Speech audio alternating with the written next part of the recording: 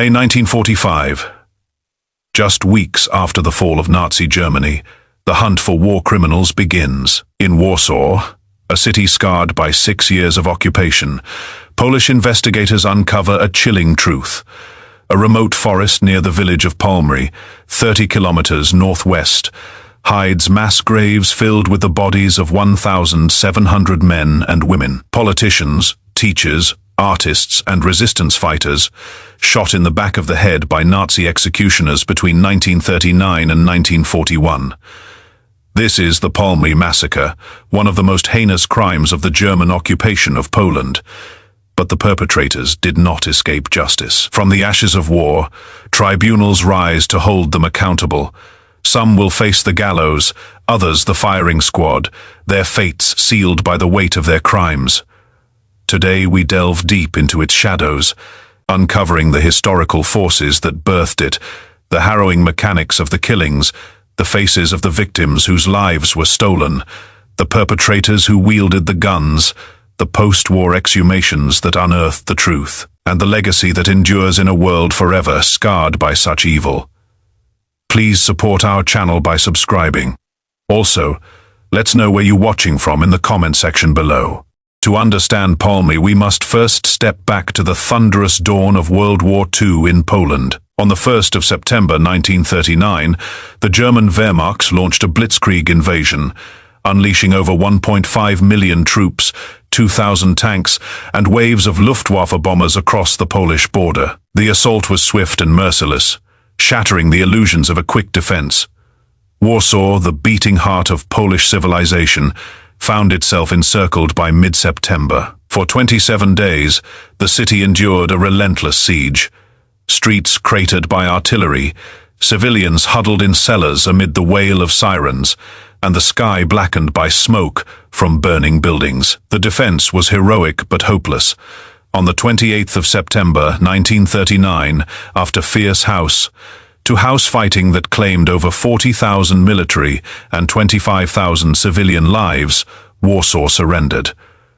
What followed was not mere occupation, but a systematic dismantling of Polish sovereignty. Adolf Hitler and his inner circle viewed Poland not as a nation deserving respect, but as Lebensraum, a living space for the Aryan race to be colonized and its people enslaved or eradicated. Heinrich Himmler, Reichsvater, outlined this in his infamous 1939 speeches, declaring Poles subhuman and fit only for labor. Warsaw, with its 1.3 million inhabitants, symbolized everything the Nazis despised.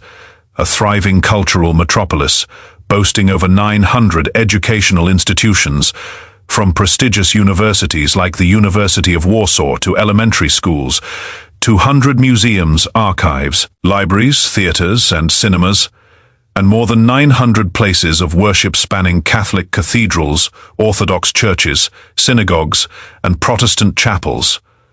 Over 50% of Poland's national press circulated from the capital, and it housed 40% of the country's university lecturers and students. This was no provincial backwater.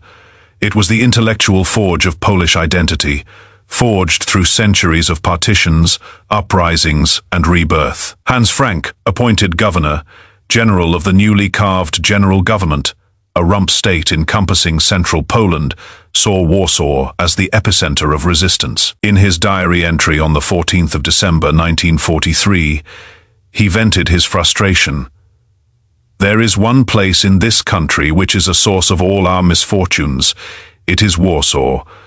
Without Warsaw, we wouldn't have 4/5 of the troubles which we're facing now. Warsaw is the focus of all disturbances, the place from which discontent is spread through the whole country." Frank's regime stripped the city of its capital status, renaming streets, closing institutions, and imposing a curfew that turned vibrant boulevards into ghost towns, patrolled by SS and Gestapo. But beneath the surface, the Polish spirit flickered defiantly.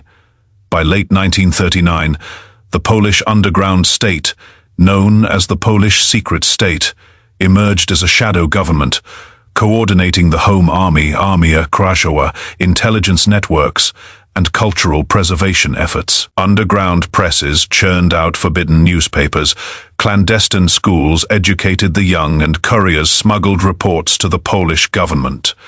In exile in London, Warsaw became a hive of resistance, its cafes whispering plots, its basements hiding radios tuned to BBC broadcasts.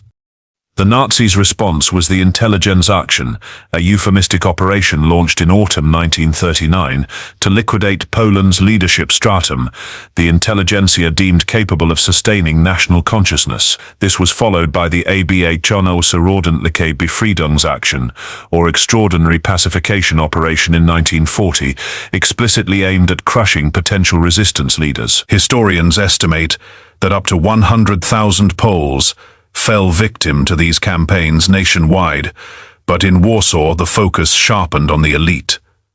Politicians, academics, journalists, artists, clergy, and even Boy Scouts suspected of underground ties. Arrests surged immediately after the surrender. On the 8th of October 1939, SS Brigadier Führer Lothar Beutel, commander of Einsatzgruppe, a mobile killing squad tasked with pacification, oversaw the roundup of 354 teachers and priests, branded as harbors of Polish chauvinism. Prisons overflowed. Pawiak, a former women's prison on Ulica de Zielna, became a Gestapo torture hub holding 7,000 inmates at its peak. Mokot Fay prison on Rakowica Street echoed with screams, and the central detention center on Dani Fajewiczowska swarmed with the accused. Interrogations were brutal. Beatings, waterboarding, electric shocks, designed not just to extract information but to break spirits. Yearly executions were brazenly urban, conducted in the gardens behind the Sejm Polish Parliament on Wiejska Street between October 1939 and April 1940. Several hundred victims, often shot at dawn, were dumped into shallow pits, their blood seeping into the soil of democracy's former seat. But urban killings bred witnesses. Passers-by heard shots. Rumors spread like wildfire. By late 1939, the Nazis needed secrecy. Then enter Palmiry, a remote clearing in the vast Kampinos Forest, accessible via a 30-kilometer road from Warsaw, yet shrouded by dense pines. Chosen for its isolation, it allowed transports under cover of dusk, with the forest swallowing echoes and evidence alike. The machinery of death, how the executions unfolded.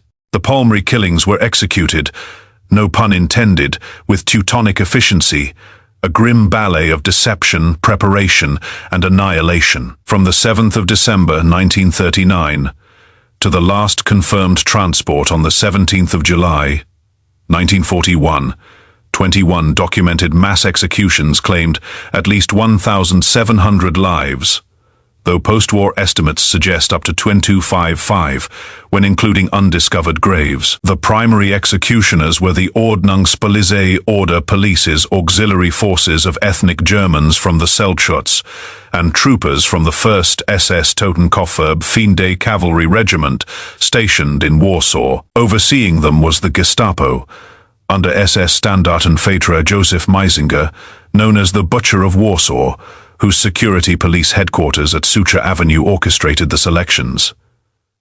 Preparation began days in advance. Units from the Reich Labor Service, RAD or Hitler Youth, often camped nearby in Fayomna, were conscripted to dig the graves, elongated ditches up to 30 meters long, 4 to 5 meters wide, and 2.5 to 3 meters deep, capable of holding 100 to 200 bodies. These pits scarred the 1.5 square kilometer glade of death, a sandy clearing amid the Kampinos ancient dunes. On execution days, typically Sundays or holidays, to minimize witnesses, local Polish foresters received forced days off, and German patrols sealed the roads from villages like Truskor and Posica. The air grew tense.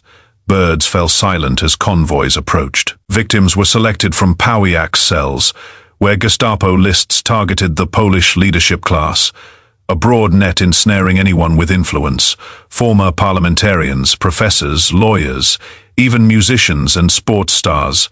Mokot Phi W contributed sporadically. Deception was key to maintaining order. Prisoners, often weakened by starvation rations as low as 200 grams of bread daily and torture, were told they were being relocated to labor camps like Dachau. Wardens returned personal documents, allowed packing of bags with clothing and valuables, and issued extra rations, perhaps a slice of sausage or chocolate, to quell suspicions. "You're going home soon," guards lied. Loaded onto covered trucks, up to 100 per Volt vehicle, they departed at twilight, the Warsaw skyline fading behind them. Early transports were eerily calm. Victims chatted, shared cigarettes, but by mid-1940, whispers of Palmiry infiltrated the prison grapevine via smuggled notes from survivors or underground couriers. Desperate acts ensued. A professor might hurl a watch engraved with his initials from a slat, or a mother scribble a farewell on a scrap of paper. The 30-kilometer drive took an hour, winding through checkpoints where SS men checked manifests. Upon arrival, the forest's chill enveloped them. Bags were confiscated for inspection, though small items like rosaries or wedding rings were sometimes overlooked.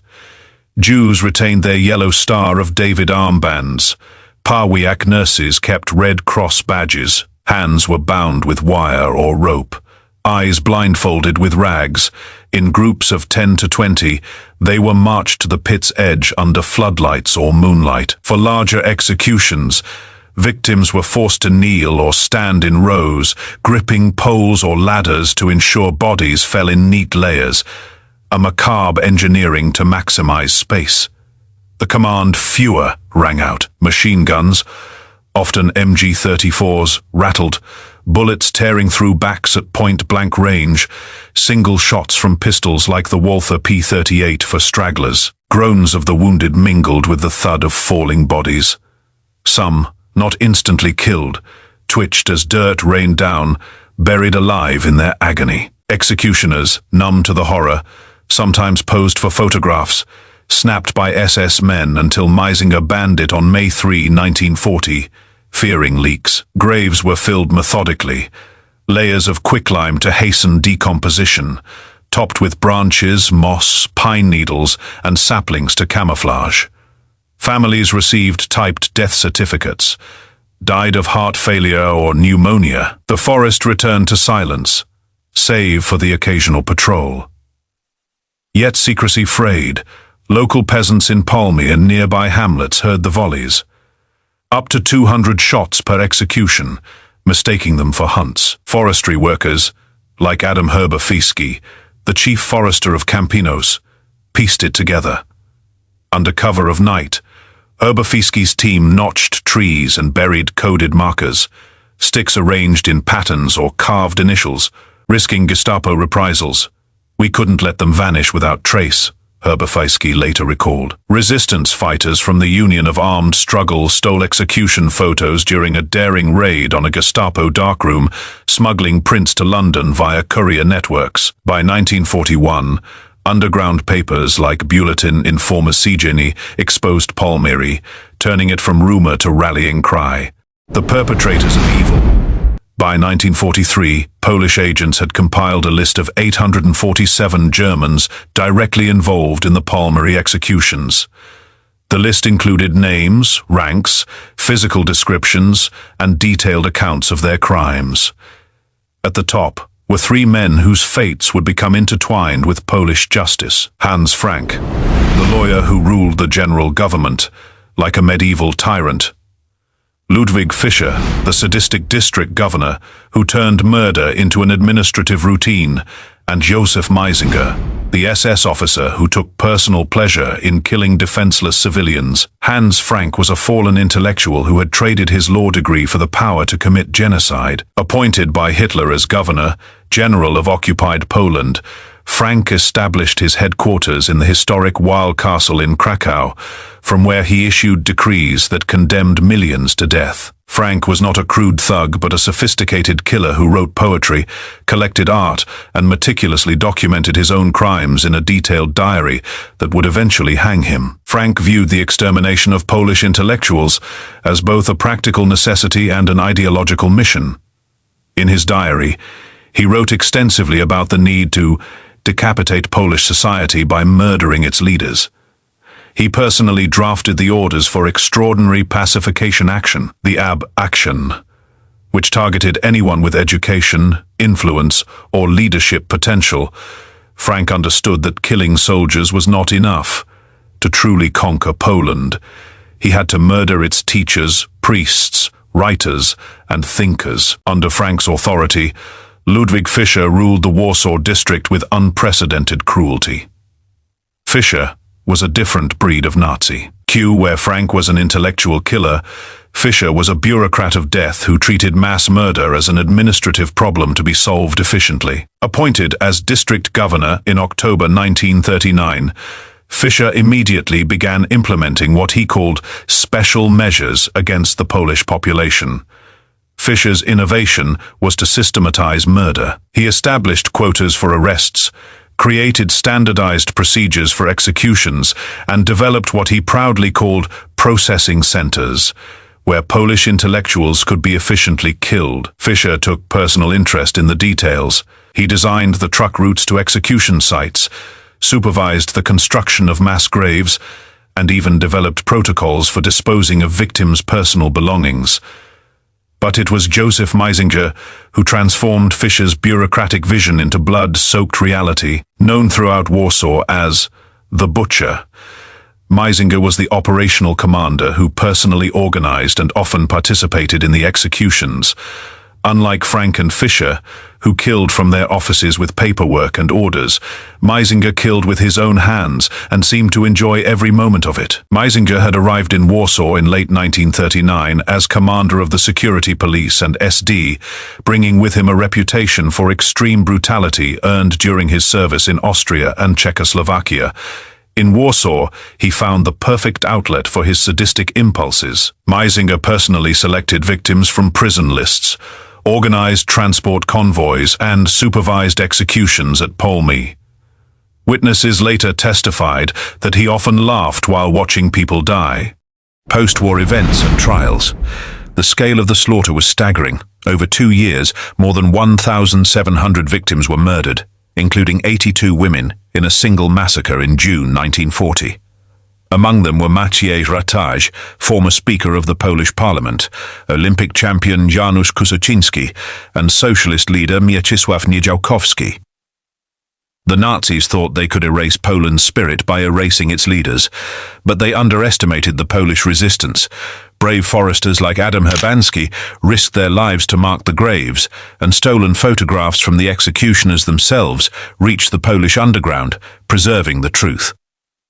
By 1941, the name Palmiry echoed in underground newspapers, a grim warning of Nazi brutality. The killers thought their crimes would stay buried. They were wrong.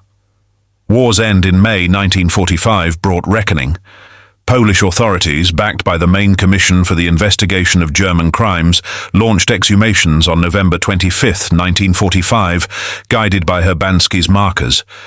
Over 10 months, teams unearthed 24 graves across 1.5 square kilometers, recovering 1,700 plus bodies, many layered like cordwood, blindfolds intact, hands wired, notes clutched. Executed in Palmiry. Artifacts surfaced. A wedding ring identifying Maria Kowalska, a professor's spectacles, Star of David patches, a child's toy from a mother's bag. Forensic teams noted execution styles, back-of-head wounds, lime burns, corroborating survivor tales. By autumn 1946, remains were reinterred in a new mausoleum cemetery 5 kilometers from Palmiry village, joined by 415 from other sites, totaling 2,115 burials. Justice came unevenly. Not every perpetrator faced a courtroom. Some, like members of the 1st SS Totenkopfverbände cavalry regiment, melted into post-war chaos, their fates unknown. Low-level shooters fled to South America or faded into civilian life. Yet the trials immortalized Palmiry, influencing the Genocide Convention. Fischer faced Poland's Supreme National Tribunal in 1947. Convicted of overseeing Warsaw's terror, he was hanged March 8, 1947, his last words defiant. Meisinger, extradited from hiding, met the noose in 1947 after a trial exposing his Palmiry transports. Frank at Nuremberg heard Palmiry cited among 6 million Polish deaths. Guilty of crimes against humanity, he was executed October 16, 1946, diary in hand. Palmiry endures as a site of pilgrimage within Kampinos National Park. The 1948 Memorial Cemetery expanded in the 1970s with a museum, houses exhibits, victim photos, grave markers, resistance artifacts. Annual commemorations draw thousands, echoing Herbert Fische's vow. The pines were the only witnesses, now we are. In a Poland that lost 6 million, Palmiry symbolizes resilience, the elite's blood nourishing the underground that fueled the 1944 Warsaw uprising. This massacre teaches that evil thrives in silence, but memory is the ultimate defiance. As the forest reclaims the glade, the stories of the 1,700 plus echo a nation's heart, unbowed.